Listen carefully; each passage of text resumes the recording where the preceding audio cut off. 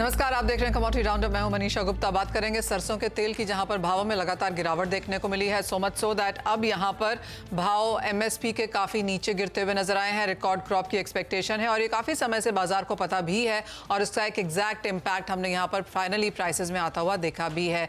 यहाँ से किस तरह की रह सकती है मांग, बाकी तेलों के क्या हाल हैं और आगे कैसी रहनी चाहिए स्ट्रैटेजी, इस पर करेंगे चर्चा। साथ ही बात करेंगे सोने की, जहाँ पर एक दायरा बनता हुआ नजर आ रहा है और 60 और 62 हजार प्रति 10 ग्राम के बीच में 24 कैरेट सोने के दाम फंसते हुए नजर आए हैं। माना यह जा रहा है कि जब तक भारतीय बाजारों में शादियों की डिमांड नहीं निकल के आएगी और शादियां इस बार सभी थर्ड क्वार्टर से कैलेंडर ईयर में शुरू हो रही हैं, तब तक भावों में इसी तरह के मूव्स रह सकते हैं। साथ ही बात करेंगे यहाँ पर हल्दी की, जहाँ पर खरीदारी फिर से लौटने लगी है, काफी बुलिश क्यूज दिखने लगे हैं। यहाँ पर क्या हो स्ट्रैटेजी, इस पर भी करेंगे चर्चा। हमारे साथ इन सब पे बात करने के लिए हैं विजय सॉल्वेक्स के एमडी विजय डाटा, प्रो इंटेलीट्रेड सर्विसेज के founder Dinesh Somani and Mehta equities के वीपी राहुल कलांत्री।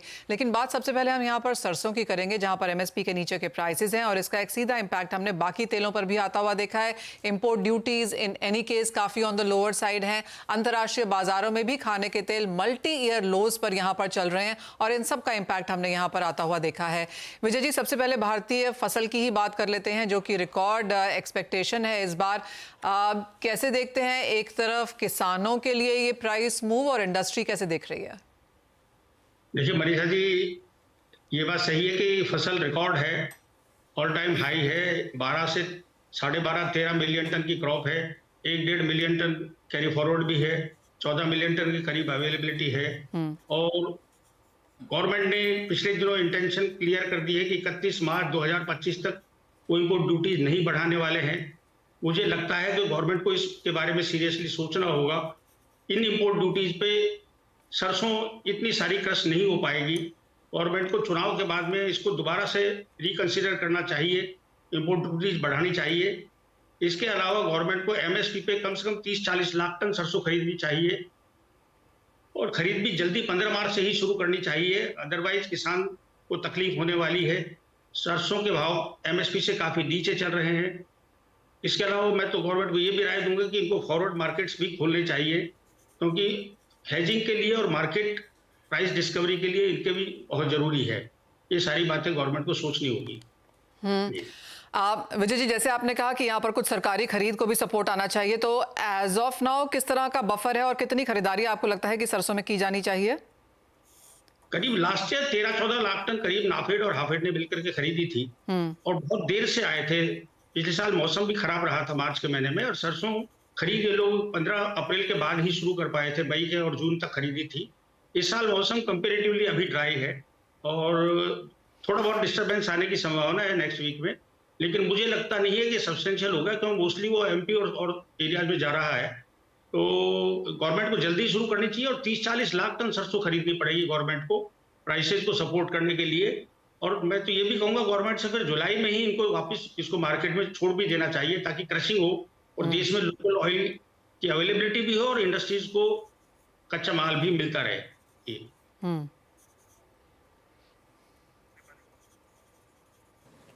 ओके अच्छा विजय जी, एक चीज और, 5650 का एमएसपी है, उसके नीचे रिपोर्ट्स तो ये भी हैं कि 3800 तक का भाव भी देखने को मिल रहा है मंडियों में, और ज्यादातर मंडियां एमएसपी के नीचे ही वहां पर माल बिक रहा है। तो दो चीज आपसे पूछना चाहेंगे आप, क्योंकि अगले 2 हफ्ते बहुत इंपॉर्टेंट रहेंगे अराइवल्स के पर्सपेक्टिव से, क्या प्राइसेस इन स्तरों से भी नीचे जाने की पॉसिबिलिटी दिख रही है? दीपाली जी, देखिए ये जो आपको 3800 रुपए किसी ने भाव बताया है, सरसों के दाम एवरेज ड्राई 42% के 5051 से नीचे नहीं है। ये सरसों क्योंकि हार्वेस्ट करते ही किसान मंडी में ले आता है और उसमें 25-30% भी मॉइस्चर होता है, तो ये उस सरसों के दाम है। 3800, 4000-4500 रुपए सब गीली सरसों के दाम है। किसान आजकल मशीन से सरसों निकालता है, सीधे ही किसान खेत से भर के मंडी में ले आता है। 20-30-25%, 15% हील की सरसों ले आता है और उस मॉइस्चर की वजह से ये प्राइसेज आपको इतने खराब नजर आ रहे हैं। अदरवाइज ड्राई सरसों के दाम 42% जिसको हमको बेसिस मानते हैं 5051-5200 के करीब ही है। ओके यानी कि 5650 की एमएसपी है और 5000 के आसपास के स्तर यहाँ पर अभी भावों में देखने को मिले हैं। एमएसपी से काफी नीचे हैं। ऑफ कोर्स कई लोज किसी मंडी में यहाँ पर अभी भी दिखाता हुआ नजर आ रहा है, लेकिन जैसे विजय जी कह रहे हैं कि इतनी ज्यादा गिरावट एज ऑफ नाउ प्राइसेस में नहीं है। हमारे साथ सनविन ग्रुप के संदीप बजोरिया जी भी हैं। संदीप जी नमस्कार। जैसे विजय जी कह रहे हैं कि सरसों की हालत काफी खराब है और अगर निफेड हेफेड यहाँ पर समय पर खरीदारी नहीं करते तो एक प्रेशर यहाँ पर प्राइसेस में बना रह सकता है। और जैसे विजय जी कह रहे थे कि अगर यहाँ पर इंपोर्ट ड्यूटी में कटौती जारी रहती है तो उसका भी असर यहां पर कांस्टेंट बना रहेगा। कैसे देखते हैं आप एज ऑफ नाउ खाने के तेलों का बाजार? Manisha ji, market imported oil जो है वो हमने पिछले दिनों से देखा था बहुत एडवांस में है। वही कल रात से थोड़ा $40 बढ़ा है सोयाबीन ऑयल। वहाँ अर्जेंटीना थोड़ा फार्मर्स रिस्ट्रिक्टेड है, ब्राजील में बायोडीजल मैंडेट को थोड़ा सा बढ़ाने की बात शुरू है। तो ये सब देखते हुए मार्केट स्लाइटली बढ़ हुआ है। एंड हाउएवर सरसों का दाम किसान को सपोर्ट प्राइस मिले उसके साथ नाम मार्केट होना नहीं है। एंड उसके लिए बहुत ज्यादा एफर्ट होंगे। गवर्नमेंट नाफेड को करीबन 25-30 लाख तो करने के लिए रेडी रहना पड़ेगा। एंड इलेक्शंस के बाद में गवर्नमेंट को इंपोर्ट ड्यूटी के साथ चलना पड़ेगा। अदरवाइज तो नॉमिनल वे में किसानों को सपोर्ट प्राइस देना बहुत डिफिकल्ट है। ये गवर्नमेंट के लिए आई थिंक बहुत बड़ा चैलेंज रहेगा। और हमारी इंफॉर्मेशन के हिसाब से NAFED is getting activated and now next 2 months I think they will बहुत बड़ी क्वालिटी करनी पड़ेगी। सोयाबीन ऑयल ज्यादा सवाल आप देख रहे हैं कि सोयाबीन ऑयल का भाव करीबन अभी $940 के आसपास चल रहा है मार्च शिपमेंट का। सनफ्लावर का रेट $915 चल रहा है और क्रूड पाम ऑयल का भी प्राइस करीबन $940-42 चल रहा है। तो ये प्राइसेस जो नीचे में एक बार ये सब प्राइसेस 850 हो चुकी थी तो वहाँ से 8-10% बढ़ी है। बट फिर भी मतलब ये प्राइसेस $1000 के नीचे होते हुए सरसों को सपोर्ट प्राइस ऑटोमेटिक मिलना इम्पॉसिबल है और ये कारण इम्पोर्ट ड्यूटी होते हुए। तो ये चीज़ें हम तो मतलब देश में समन्वय चाह रहे हैं किसानों के बीच में, कंज्यूमर के बीच में और प्रोसेसिंग के बीच में। वो समन्वय में थोड़ा हमारा टिल्टिंग कंज्यूमर की तरफ ज़्यादा हुआ है। बट आई थिंक टाइम के साथ इसको करेक्ट होना पड़ेगा एंड गवर्नमेंट को भी चैलेंज को मीट करने के लिए नाफेड से 30 लाख टन प्रोक्योर कराना पड़ेगा। ये कम से कम ऑब्जेक्टिव उनको बनाना पड़ेगा। यानी जिस तरह की स्थिति एज ऑफ नाउ है, फसल बेहतरीन, इंपोर्ट ड्यूटी काफ़ी कम, तो अगर सरकारी एजेंसीज बाजार में आके अगर नहीं खरीदती हैं तो प्रेशर यहाँ पर लगातार बने रह सकता है। विजय जी ये सवाल आपसे है, अब यहाँ से जैसी स्थिति बनती हुई बाजार में नजर आ रही है, चिंताएं ये भी हैं कि अगली फसल में यहाँ पर क्या देखने को मिलेगा। क्या इतना दूर का एज ऑफ नाउ सोचना चाहिए? और जिस तरह से सरसों में एक सेल्फ सफिशिएंसी बल्कि एक्सेस बनता हुआ नजर आ रहा है, क्या नीतियों में यहाँ पर कुछ फेरबदल की जरूरत है? नीतियों में तो मैंने आपको 3 ही नीतियां बताई है गवर्नमेंट जो कर सकती है। चुनाव के बाद में इनको जरूर रिकंसिडर करना चाहिए, इंपोर्ट ड्यूटीज को बढ़ानी चाहिए। आज मैं कुछ और न्यूज भी पढ़ रहा था, फूड बास्केट का जो रेशो अभी सीपीआई में लेते हैं उसको थोड़ा सा रिकंसिडर करने की जरूरत है, क्योंकि रूरल कंजम्पशन और अर्बन कंजम्पशन के जो आंकड़े आ रहे हैं उसके हिसाब से भी फूड सेक्टर का रेशो रिवाइज करना चाहिए। फूड पे ज़्यादा फोकस नहीं करके जितना परसेंटेज के हिसाब से आया है, एक तो गवर्नमेंट को वो देखना चाहिए, उससे भी सीपीआई पे फर्क पड़ेगा। दूसरा फ्यूचर्स खोलने चाहिए और तीसरा गवर्नमेंट को नाफेड को 30-40 लाख टन सरसों खरीदनी चाहिए और उसको बाद में रिलीज भी कर देना चाहिए धीरे धीरे करके, ताकि वो क्रशिंग भी हो जाए। और नेक्स्ट ईयर के बारे में मैं फिर आपको बता दूं, मस्टर्ड का जो बेस बन गया है हमारे देश में, ये आगे आने वाले सालों में भी कंटिन्यू रहने वाला है, क्योंकि प्रोडक्टिविटी भी बढ़ रही है इसकी और सीड की भी क्वालिटी इंप्रूव हो रही है। ये भी उम्मीद है हमको कि जल्दी ही सुप्रीम कोर्ट शायद जीएम सीड को भी अलाउ कर देगा, उसके बाद में भी प्रोडक्टिविटी बढ़ने वाली है। तो सरसों की बेल्ट जहां पर पानी की शॉर्टेज है उसमें सरसों का प्रोडक्शन अब ये 100 लाख टन के बेसिस जो बना है ये मेरे को लगता है कंटिन्यू रहेगा ही, और गवर्नमेंट को इस सेक्टर के ऊपर ध्यान देना ही चाहिए ये क्रशिंग कैसे हो। जी आप कैसे देखते हैं इसे यहाँ पर बजोरिया जी? और काफी इंपॉर्टेंट चीज यहाँ पर विजय जी ने कही कि जीएम सीड्स को यहाँ पर अलाउ कर देना चाहिए। ये कॉन्वर्सेशन है, डिबेट है जो काफी टाइम से जारी है। देखिए, जीएम कॉटन तो इंडिया में चल रहा है पिछले कितने साल से। एक बार जीएम कॉटन और कॉटन, वो जीएम कॉटन का ऑयल भी सब खा रहे हैं, जीएम कॉटन का मील भी सब खा रहे हैं। सो जब एक चीज का जीएम अलाउड है तो दूसरी चीज का जीएम रुकावट तो होना चाहिए। आप ही के कुछ किसान संगठन इसको विरोध कर रहे हैं, लेकिन सुप्रीम कोर्ट में जरा आई थिंक प्रोग्रेसिव तरीके से ये केस का सुनवाई हो रही है। गवर्नमेंट ने भी अपनी साइड प्रोग्रेसिव तरीके से पुटअप की है तो आई थिंक मुझे लग रहा है, आई एम होपफुल कि एक पॉजिटिव डिसीजन आएगा। और किसानों को क्यों वंचित करें टेक्नोलॉजी से? हम हर चीज़ में नए नए मोबाइल फ़ोन यूज़ करते हैं, नया सैमसंग का S24 आया, वो ले रहे हैं हम लोग। तो किसानों को क्यों नहीं हम टेक्नोलॉजी दें? किसानों को टेक्नोलॉजी से वंचित रखना ये एक गलत काम हो रहा है। मेरे ख्याल से जो लोग ये चीज़ के अगेंस्ट में बात कर रहे हैं वो एक डिससर्विस कर रहे हैं किसानों को। तो ये बात किसानों के नेताओं को भी समझनी चाहिए, और जो प्रोग्रेसिव नेता हैं उन लोगों को ये बात को फोर्सफुली पुटअप करना चाहिए कि हमें हर तरह की टेक्नोलॉजी वर्ल्ड में जो अवेलेबल है वो हमको भी यूज़ करने की परमिशन मिलनी चाहिए।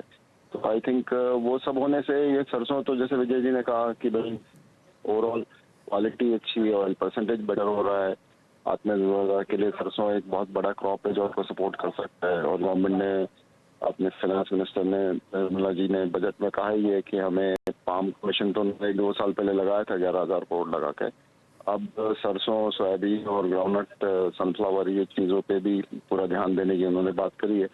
उन्होंने कोई बजट अलोकेशन का नंबर नहीं लिया है इसमें, लेकिन उन्होंने कहा कि इसमें भी हम फुल फोकस करेंगे। तो आई थिंक भाई इलेक्शन के बाद में, सटल इलेक्शन के बाद में गवर्नमेंट ये फोकस भी करेगी, ड्यूटी में भी कुछ विचार करेगी, और ये समन्वय जो किसान का और कंज्यूमर का और प्रोसेसर का, इसको भी रीसेट करेगी। हम इसके लिए होपफुल है। इंडस्ट्री में भी देखें, रिफाइनिंग इंडस्ट्री की हालत खराब है, बिकॉज ओलिन जो है फिनिश प्रोडक्ट है वो $30-35 सस्ता आ रहा है क्रूड पाम ऑयल से। और जो इम्पोर्ट ड्यूटी का डिफरेंस है, सीपी और ओलिन में इनफ नहीं है ये ओलिन के इम्पोर्ट को रिस्ट्रिक्ट कर सके। तो उसके लिए भी हमको एक ओलिन का इम्पोर्ट रिस्ट्रिक्ट करना पड़ेगा, या फिर ड्यूटी डिफरेंस बढ़ाना पड़ेगा, तो एक देश की रिफाइनिंग इंडस्ट्री भी चल पाए और कम से कम जिंदा रहने के लिए 2 पैसा बचा पाए। आज तो हालत ये है कि जेब से पैसा लग रहा है। तो आई थिंक ये सब सिचुएशनों का होप है 2 महीने के बाद कहीं ना कहीं समन्वय होगा। Always everybody lives on hope, so we are also living on hope. बिल्कुल, तो एक समन्वय बैठाना होगा कंज्यूमर, किसानों के बीच में भी। फिलहाल की स्थिति तो थोड़ी सी पेचीदा है, जहां पर कंजम्पशन तो कम हुआ ही है मस्टर्ड ऑयल का, लेकिन चीप एडिबल ऑयल इंपोर्ट्स की वजह से भी जो प्राइसेस हैं वो स्लगिश हुए हैं। अब देखना होगा कि यहाँ से आगे के ट्रेंड्स कैसे रहते हैं, गवर्नमेंट की इंटरवेंशन कितनी आती है, कीपिंग इन माइंड कि इलेक्शन नज़दीक है। शुक्रिया विजय जी और साथ ही संदीप जी अपने व्यूज़ इस मुद्दे पर रखने के लिए। दिनेश जी, एक क्विक कमेंट आपका एडिबल ऑयल की प्राइसिंग को लेकर, क्या एक्सपेक्ट कर रहे हैं? पूरा कॉन्वर्सेशन आपने सुना, सरकार की पॉलिसीज क्या आगे रहती हैं, क्या इंटरवेंशन रहती है, वो बहुत डिटरमाइन करेगी फर्दर प्राइसेस को, लेकिन एज ऑफ नाउ कैसे देख रहे भाव को? जी बिल्कुल, जैसा विजय जी ने कहा, संदीप जी ने कहा, मैं बिल्कुल 100% सहमत हूं उनकी बातों से। एक तरफ गवर्नमेंट चाहती है कि ऑयल सीड सेक्टर में हम सेल्फ सफिशिएंट बने, दूसरी तरफ चीप एडिबल ऑयल हमारे यहाँ इंपोर्ट हो रहा है, जाके यहाँ के जो किसान है उनको अच्छे भाव नहीं मिल रहे। 125 लाख टन की सरसों की फसल है हमारे पास, और सामने जो भाव है ये 5100 रुपए, मतलब एमएसपी से ऑलरेडी 500 रुपए नीचे बिक रहे हैं। तो मुझे लगता है कहीं ना कहीं इंपोर्ट ड्यूटी बिल्कुल बढ़ाने की बात है। 30-40 लाख टन गवर्नमेंट को, नाफेड को परचेस करनी चाहिए मार्केट में, ताकि मार्केट को संतुलन मिले, अराइवल्स का प्रेशर थोड़ा सा कम हो। और गवर्नमेंट अगर सपोर्ट ही करना चाहती है तो हमारे यहाँ जो सोयाबीन 4500 बिक रही है, एमएसपी से फिर नीचे है। सारी जो ऑयल सीड सेक्टर है, ये इंडस्ट्री है, ये अभी एक बड़े विकट परिस्थिति में है, एक संकट बड़े परिस्थिति में है। इसको उबारने के लिए इंपोर्ट ड्यूटी बिल्कुल निश्चित तौर से बढ़ानी चाहिए।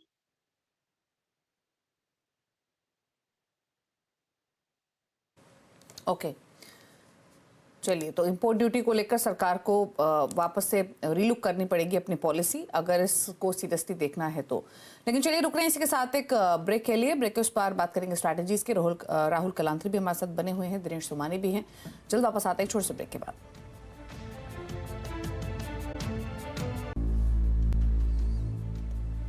आप दे रहे हैं कमोडिटी राउंड अप, हमारे साथ राहुल कलांत्री और साथी दिनेश सोमानी बने हुए हैं। लेकिन बात करेंगे सबसे पहले स्पाइसेस की, जहां पर सबसे ज्यादा एक्शन देखने को मिल रहा है। और एक तरफ जीरे में लोअर सर्किट है, लेकिन टर्मरिक अपर सर्किट के नजदीक कारोबार करते हुए दिखाई दे रहा है।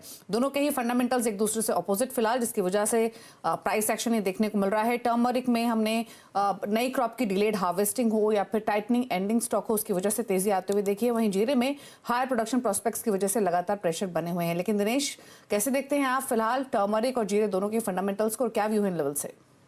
जी बिल्कुल, जैसे आपने कहा कि दोनों एकदम एग्जैक्टली अपोजिट फंडामेंटल्स है। अगर हल्दी की मैं बात करूं तो निजामाबाद आज 10-11 हजार बोरी की अराइवल्स है।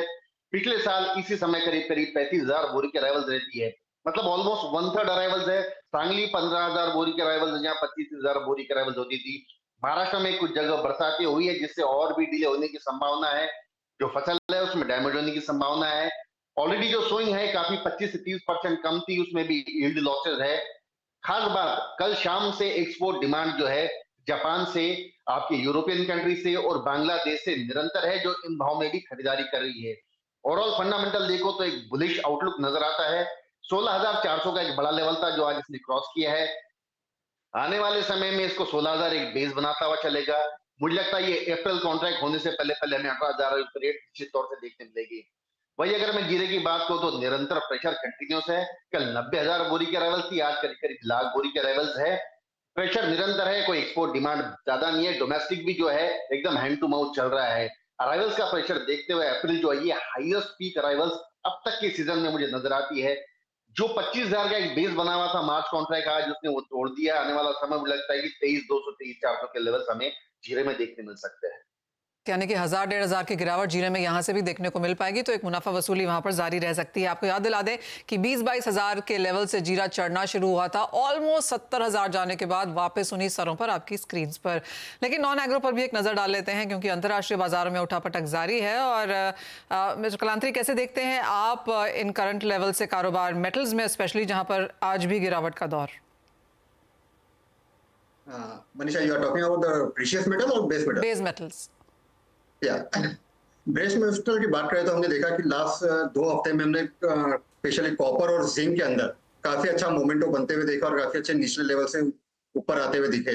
बट ओवरऑल देखें तो हमने देख रहे हैं कि चाइना काफी सारी मेजर्स लेने के बावजूद भी चाइनीज इकोनॉमी परफॉर्म नहीं कर पा रही है। टेक्निकली देखें तो जापानीज इकोनॉमी रिसेशन में आती हुई दिख रही है। और वहीं हम यूके की बात करें तो यूके भी ऑलमोस्ट नॉन परफॉर्मिंग इकोनॉमी बनती हुई जा रही है और धीरे धीरे नियर बाय द रिसेशन पहुंचती हुई दिख रही है। तो उसकी वजह से हम देखेंगे कि ऊपरी लेवल के ऊपर सभी बेस मेटल के अंदर एक सेलिंग प्रेशर बनते हुए दिखेगा। हालांकि कॉपर और जिंक हमें लगता है कि एक रेंज बाउंड मूव रहते हुए दिखेंगे। कॉपर में नीचे में 720 का एक अच्छा सपोर्ट है जो ब्रेक करना लिटिल बिट मुश्किल लगता है। वहीं पे ऊपरी लेवल पे हम देखें तो 734 तक के लेवल देखने को मिल सकते हैं। और वहीं हम जिंक की बात करें तो यदि 214 का लेवल यदि ब्रेक करता है तो हम 210 तक के लेवल जिंक के अंदर आते हुए देख पाएंगे। राहुल, साथ ही गोल्ड सिल्वर पर राय क्या रहेगी? यहाँ पे हम रेंज बाउंड ट्रेडिंग देख रहे हैं। यूएस का इन्फ्लेशन डेटा अवेटेड है, उससे पहले कोई ट्रेड लेंगे या अवॉइड करेंगे?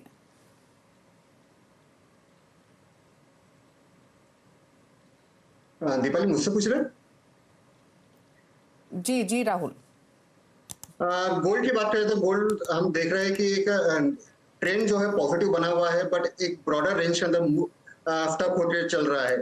नीचे में हम देख रहे हैं 2000 का लेवल पे ब्रेक नहीं कर पा रहा है। ऊपरी लेवल पे देखें तो 2050 का लेवल पे ब्रेक नहीं कर पा रहा है।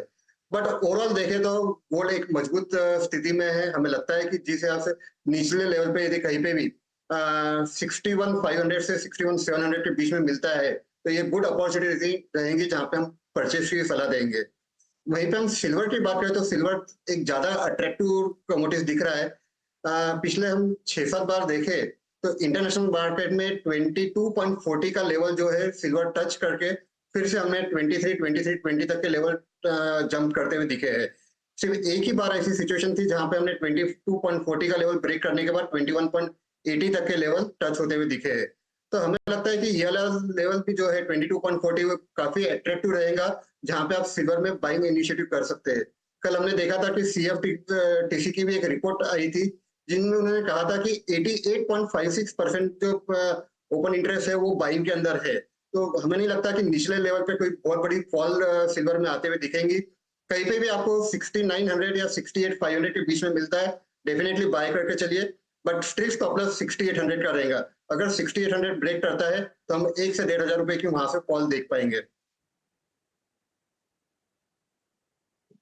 ये तो सिल्वर यहाँ पर बेटर पॉइस लग रहा है खरीदारी की ट्रेड के हिसाब से। 70,000 के नीचे फिलहाल यहाँ पर कारोबार होते हुए दिखाई दे रहा है। चलिए, शुक्रिया राहुल और दिनेश, आप दोनों का ही आने के लिए शो में अपने स्ट्रैटेजीज व्यू शेयर करने के लिए। वक्त हो गया इसी के साथ एक ब्रेक का। ब्रेक उस पर आप देखिए वायदा मार्केट का एक्शन फ्यूचर एक्सप्रेस में सुमित मेहरोत्रा के साथ। मुझे और मनीषा जी को दीजिए इजाजत। नमस्कार।